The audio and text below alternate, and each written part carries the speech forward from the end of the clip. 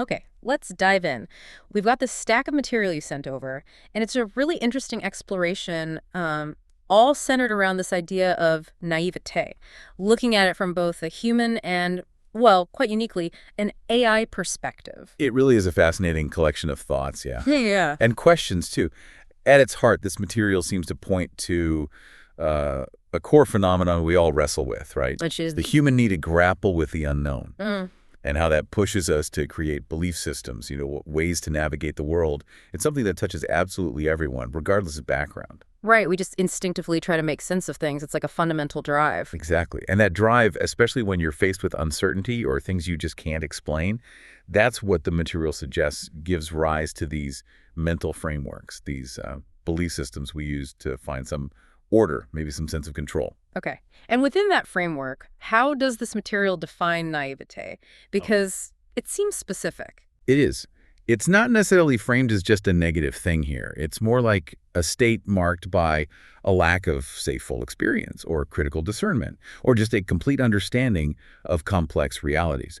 It frames it as, well, a fundamental part of being human, actually, particularly maybe early in life or whenever we encounter something completely new. So when the source talks about the naive human, it's kind of describing someone operating with those simplified understandings or incomplete ones. Pretty much. Yeah. And that, as you said, naturally influences behavior and shapes how we interact in society. Okay. And this phenomenon, this whole interplay between wanting to understand and the state of naivete, it really permeates, well, everything, every aspect of our existence. It shows up everywhere. You look at human time and history. Yeah. The material traces it from, like, early animistic beliefs. Right, explaining the world through spirits. Yeah, all the way to our current scientific theories. Those earlier explanations for things like, I don't know, natural disasters, what we might now see as naive, maybe, they evolve as our knowledge grows. But the material makes a good point.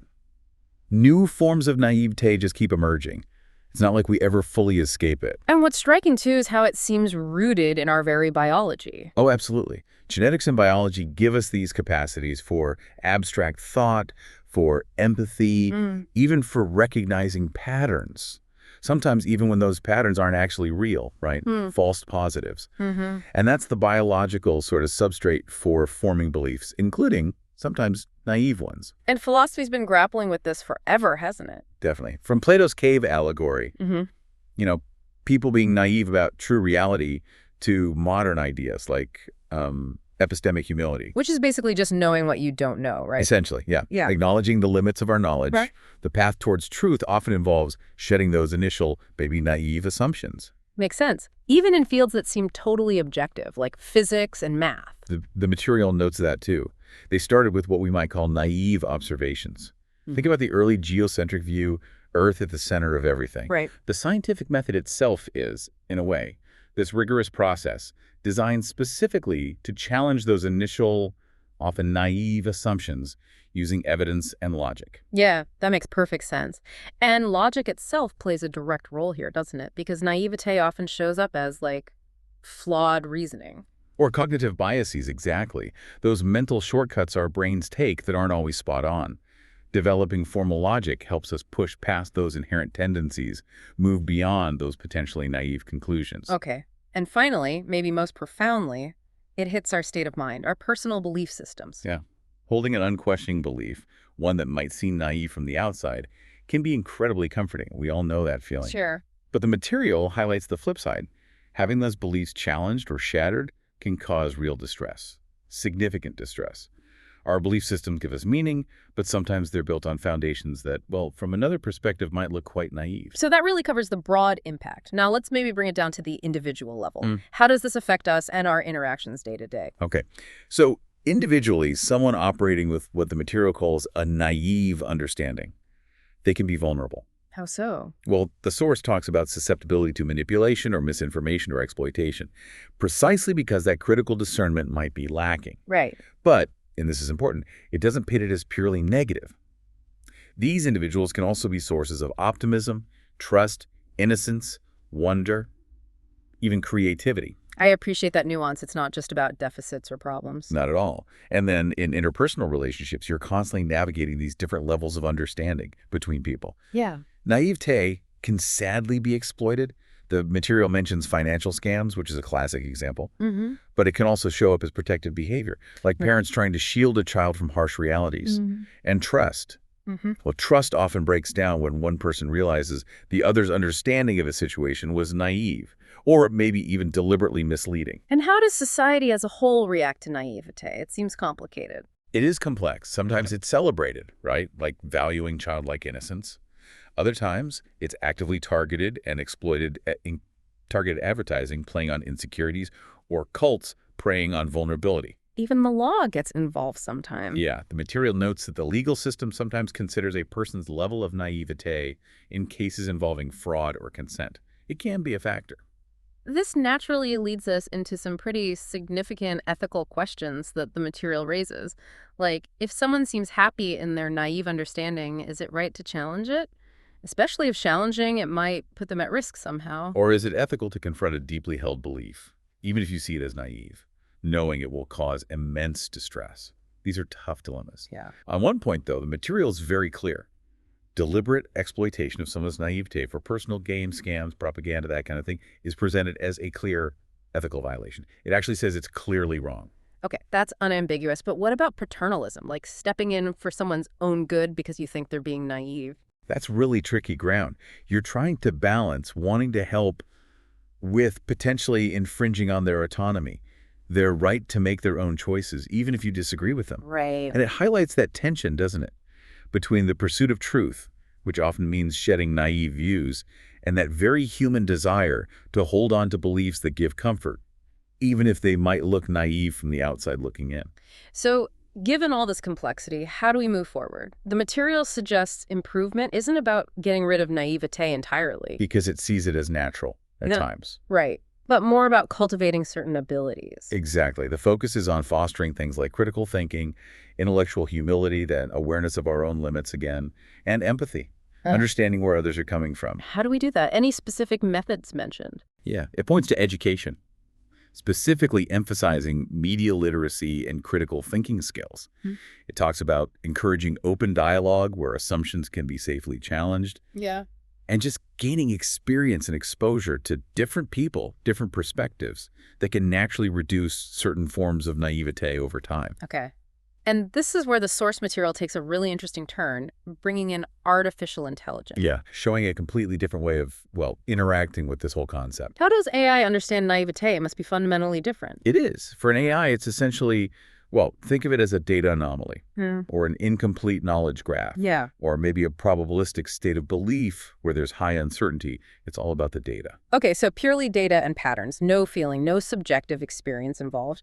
How does an AI actually identify or measure something like that? It uses methods like data analysis, obviously, looking for patterns in behavior that might indicate naive responses, like, say, someone repeatedly falling for similar online scams. It can try to identify and even quantify cognitive biases algorithmically. It uses predictive modeling, estimating the likelihood of certain responses based on the data it has. And it can run simulations to see how information, or maybe misinformation, might spread through a system where individuals have varying levels of uncertainty or incomplete data in the model. That's its proxy for naivete. Wow. That comparison between human and AI understanding is, like you said, one of the most fascinating parts of this. Let's maybe break down some of those key differences the material highlights. Yeah, let's do that. So if we look at the very nature of naivete, AI sees it as a data state, right? An anomaly, incomplete knowledge. Humans experience it as a state of mind, often tied up with feelings like innocence or emotional vulnerability. And how it's measured is completely different, too. Totally. AI uses quantifiable patterns, scores derived from data. Humans rely much more on subjective observation, empathy, intuition, gut feeling sometimes. The underlying motivation seems distinct as well. Absolutely. AI is driven by pattern recognition for its programmed tasks, maybe optimization. Human motivation around naivete is often linked to our emotional needs, seeking comfort, coping with things that are too complex. And the ethical lens they apply. Also different. AI typically uses rule-based or consequentialist approaches. What outcome does the programming dictate? Human ethics are generally more principled, empathetic, nuanced. We consider intent, context, history in a way AI just doesn't. Right. And finally, how they approach intervention. AI might use algorithmic corrections or deliver targeted information based on data analysis. Humans use education, guidance, emotional support, mentoring, relying heavily on shared lived experience. It really underscores that human understanding involves empathy, subjectivity, seeing naivete maybe as part of growth things AI just doesn't have. Exactly. It doesn't experience these things. Okay, this material also explores how naivete pops up in specific human areas. Let's touch on some of those. What about art, for example? Art, the material suggests, kind of plays a dual role. It can reflect human naivete. Think of characters in stories who are really innocent or trust too easily. Sure. But art can also powerfully challenge naivete. It can expose complexity, reveal deeper, sometimes uncomfortable truths, and force the viewer or reader to confront realities they might have had a simpler, maybe naive view of before. Interesting. What about human struggles and something like supply chains? The material actually links misfortunes there to naive assumptions about stability. Yeah, that's a very practical, almost surprising connection it makes. Struggles like illness or conflict disrupt labor, obviously.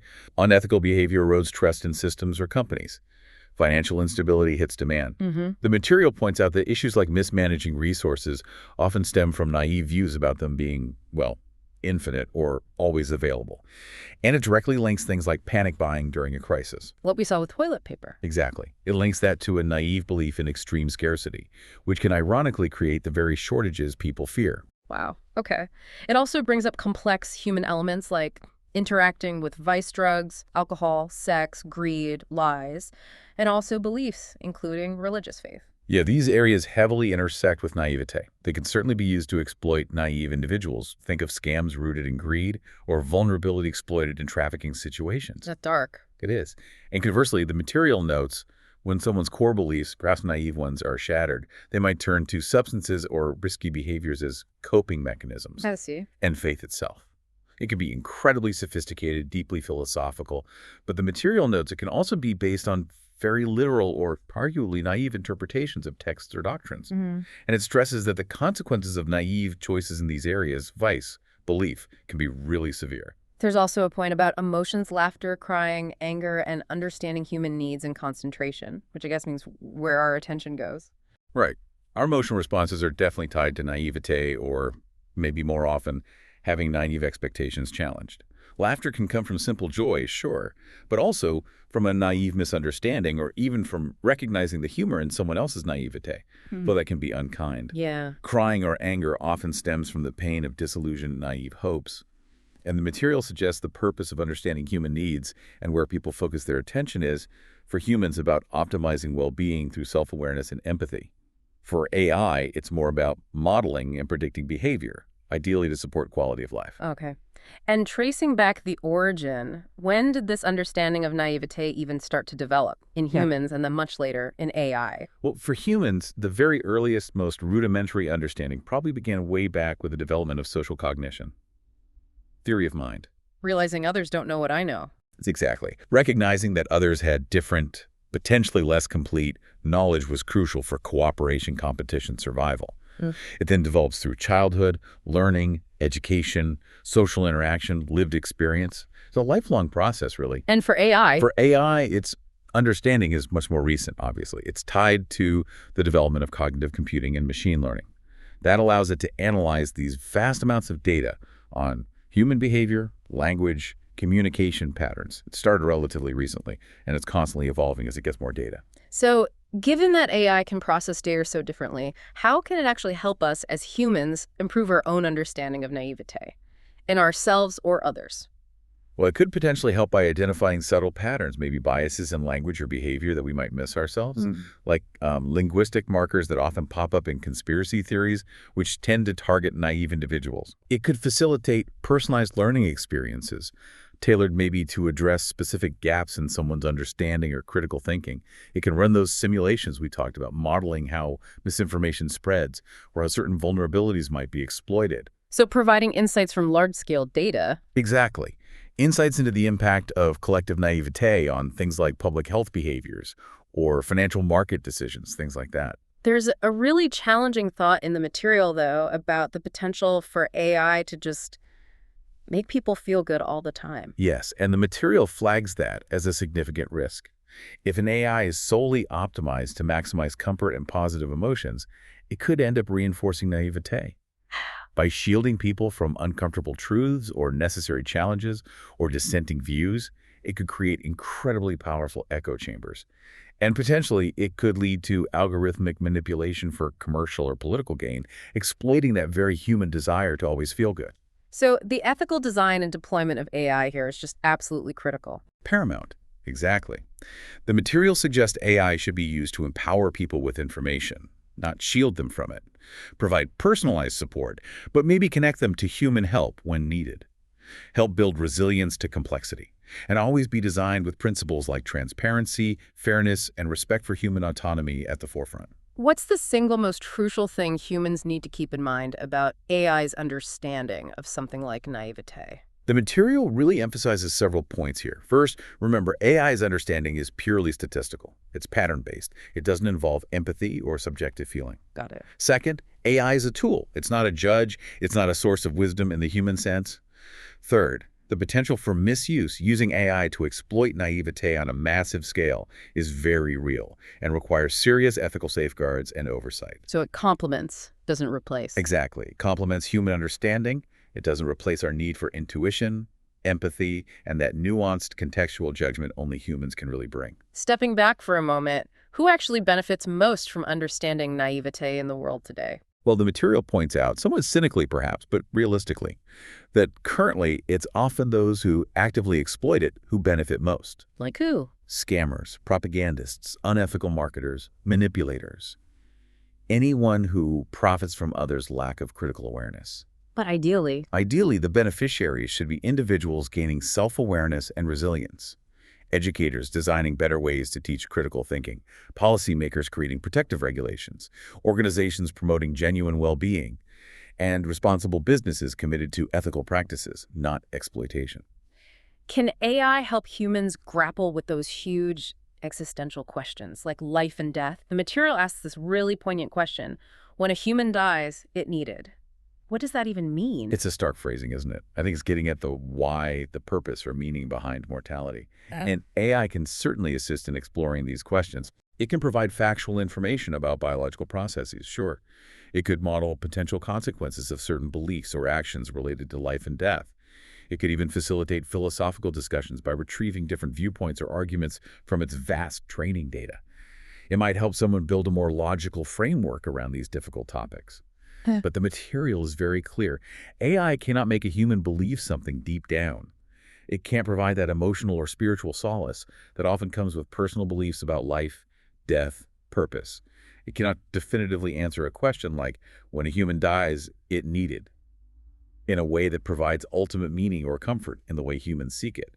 It lacks the lived experience, the consciousness. Okay, what about cruelty? The material touches on why some people act cruelly, even if they seem to understand the harm they cause. Yeah, it suggests several possibilities. A profound lack of empathy, perhaps. Overriding self-interest or lust for power. The psychological mechanism of dehumanizing victims, which allows people to disregard their suffering, or in some cases, actual psychological disorders.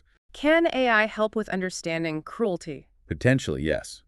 It could assist by helping identify risk factors for certain harmful behaviors, perhaps by analyzing communication patterns. Or it could help us understand how cruel ideologies specifically target and exploit naivete in others to gain followers or justify terrible actions. Here's a hypothetical from the material. Imagine if someone was born without that innate sense of humanity, whatever that means, and had to rely entirely on AI to understand concepts like naivete and its impact. It's a thought experiment.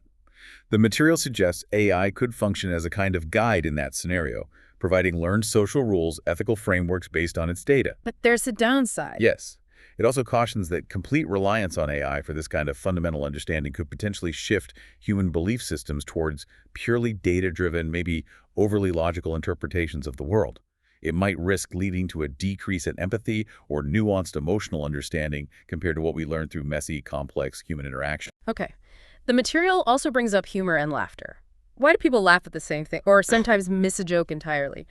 How does naivete fit in? Well, laughter, as the material notes, often relies heavily on shared context and understanding. Laughing at naivete, for instance, usually comes from recognizing a simpler perspective from your own, hopefully more complex one. Right. Not finding something funny can mean you lack the necessary context. Maybe you're naive to the underlying cultural reference or the double meaning. And in a really serious situation, finding humor can sometimes appear as a naive disregard for suffering or the gravity of the moment. And AI's role in humor. AI can model patterns, it can analyze data and predict what humans tend to find humorous based on past examples, Yeah. but it doesn't feel amusement. It doesn't genuinely understand this subjective experience of humor in the human way. So where does all this grappling with naivete, understanding it, trying to overcome it, where does it lead us? And why do some people seem to navigate this better than others? The material suggests it leads to a continuous, really dynamic process, a constant interplay between developing understanding, new forms of naivete cropping up, and the need for adaptation. It drives progress and conflict. Exactly. Both enlightenment and exploitation seem to stem from this dynamic. And people have vastly different capacities and circumstances in dealing with it, don't they?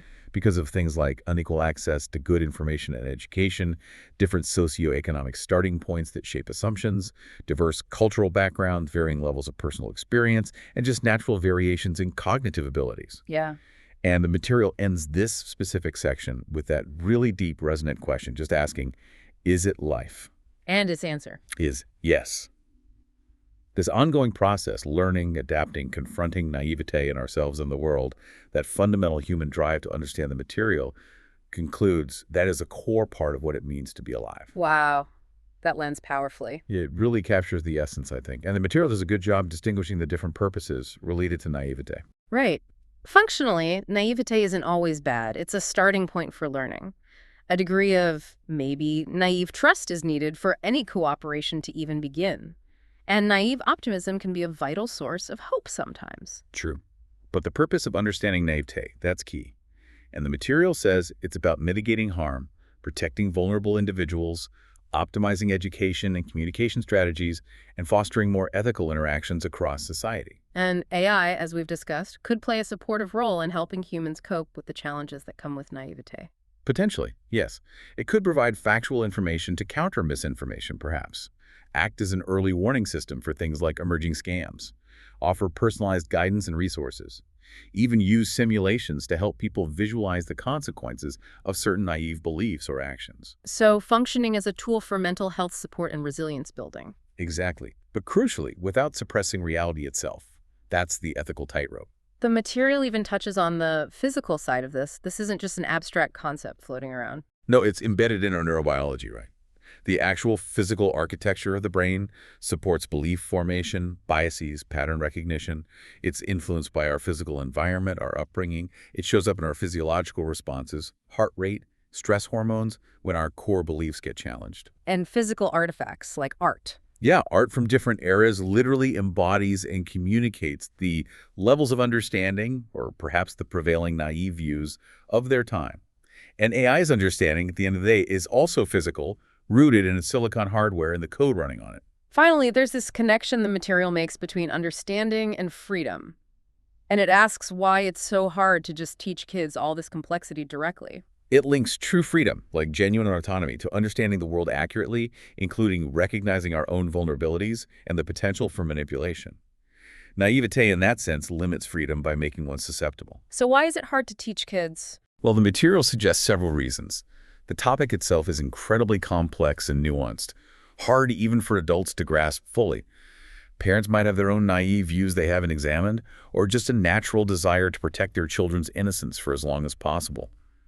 Education systems often prioritize other subjects, maybe more concrete ones, and there can be cultural taboos around discussing certain uncomfortable aspects of life, power dynamics, and human behavior. It's definitely clear after going through all this that naivete is way more pervasive, way more complex than just a simple lack of knowledge. Absolutely.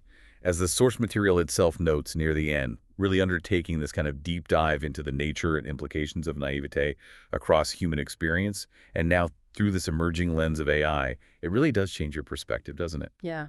It's challenging to go back to a state of mind that doesn't recognize its constant presence and influence, both good and bad. It makes you look at yourself, other people, the information you encounter every day, very differently. So let's leave you, the listener, with this thought to ponder. Based on our deep dive today, Given that understanding naivete is presented here as this continuous, evolving process, one that often requires us to challenge our own comfortable assumptions and cherished beliefs, how does knowing all of this change how you might approach new information, interact with others in your life, and think about the growing role of AI in shaping our understanding of ourselves and the world? This is DigitView,